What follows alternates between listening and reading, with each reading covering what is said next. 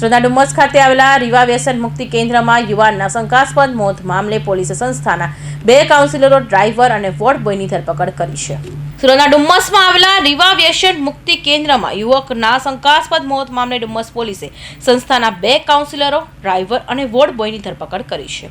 વ્યસન મુક્તિ કેન્દ્રમાં દવા ન ગળવા બાબતે આરોપીઓએ ભેગા મળી બનાસકાંઠાના થરાદ પોલીસ ઇન્સ્પેક્ટરના ભાઈ મૃતક ધવલ રાઠોડને માર માર્યો હતો, જેને કારણે ધવલ રાઠોડનું મોત નીપજ્યું હતું. પરિવારે ફોરેન્સિક પીએમની માંગ કરતા ફોરેન્સિક પીએમમાં ઇજાના નિશાન સામે આવતા પોલીસ તપાસ હાથ ધરાતા આખો મામલો સામે આવ્યો હતો.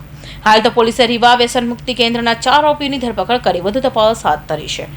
ડુમસ પોલીસ સ્ટેશન વિસ્તારમાં આવેલ પરિવર્તન ટ્રસ્ટ દ્વારા સંચાલિત રીવા રિહેબ સેન્ટરની અંદર તારીખ 1ના રોજ રાતના સમયે ધવલ રાઠોડ નામનો જે પેશન્ટ એડમિટ કરેલો હતો તેનું શંકાસ્પદ સંજોગોમાં મૃત્યુ થયેલ. સિવિલ હોસ્પિટલમાં તેને 108 દ્વારા લઈ જવાતા મૃત જાહેર કરેલ હતો. તે સંબંધે ગત રોજ મરણ જનાર પેશન્ટના જે ફેમિલી છે તેમના દ્વારા ફરિયાદ આપવામાં આવેલ છે અને પોલીસ દ્વારા જે પણ તપાસ આ મુદ્દે કરવામાં આવેલ હતી તેના આધારે ગતરોજ જે ફરિયાદ દાખલ કરવામાં આવેલ છે તેમાં વિગત એવી છે કે સદર પેશન્ટને જે છે એને રિહેબ સેન્ટરમાં તેના પરિવાર દ્વારા ભરતી કરવામાં આવેલ હતો તારીખ 28ના રોજ. તારીખ 1ના રોજ રાતના લગભગ 9 વાગ્યા પછીના સમયે તેને તકલીફ પડતા એવું જે પ્રાથમિક રિહેબ સેન્ટર દ્વારા તેને 108 માં બોલાવીને સિવિલ હોસ્પિટલ ખાતે લઈ જવામાં આવેલ હતો, જ્યાં તેને મૃત જાહેર કરવામાં આવેલ હતો. પોસ્ટમોર્ટમ જે કરવામાં આવ્યું, ફોરેન્સિક પોસ્ટમોર્ટમ, એની અંદર ઈજાના નિશાનો મળી આવ્યા, જેથી પોલીસે આ જે મેટર છે એને સિરિયસ ગણીને તાત્કાલિક ઇન્વેસ્ટિગેશન ચાલુ કરેલ હતું અને ગતરોજ પોલીસ દ્વારા આ મુદ્દે FIR નોંધવામાં આવી છે અને આગળનું કુલ 4 ઇસમોને આ બાબતે અરેસ્ટ કરવામાં આવેલ છે.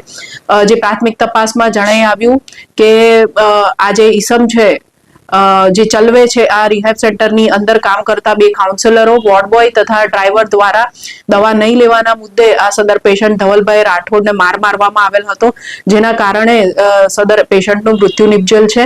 જેથી પોલીસ દ્વારા અત્યારે કાયદેસરની વધુ કાર્યવાહી તપાસ આગળ ધરવામાં આવેલ છે. આમાં જોઈએ તો જિગ્નેશ દેસાઈ, રોહન સંઘાણી, શૈલેષ વાઘેલા અને દિલીપ જોશી જે 4 કાઉન્સિલર, વોર્ડ બોય તથા ડ્રાઈવર તરીકે રીવા રિહેબ સેન્ટરમાં ફરજ બજાવે છે, તેઓ દ્વારા પેશન્ટને મારવામાં આવેલ હતો. હજુ પોલીસ દ્વારા આરોપીઓને કોર્ટમાં રજૂ કરીને રિમાન્ડ મેળવવાની કાર્યવાહી કરવામાં આવી રહી છે. મેડમ, જે મરનાર છે ધવલ રાઠોડ, એ ક્યાંનો છે અને કેટલા વખતે આ સેન્ટરમાં? મરણ જનાર ધવલ રાઠોડ છે એ મૂળ બનાસકાંઠાનો થરાદનો વતની છે અને તે માત્ર એક જ દિવસ માટે અહીં ભરતી હતો. તારીખ 28ના રોજ સાંજના 6 વાગે તેના પરિવારજનો જે તેનો ભાઈ છે જે નજીકમાં અહીંયા સુરત જિલ્લામાં રહે છે તેમના દ્વારા એમને અહીંયા ભરતી કરવામાં આવેલ હતા અને 1લી તારીખે તેનું મૃત્યુ નિપજેલ છે.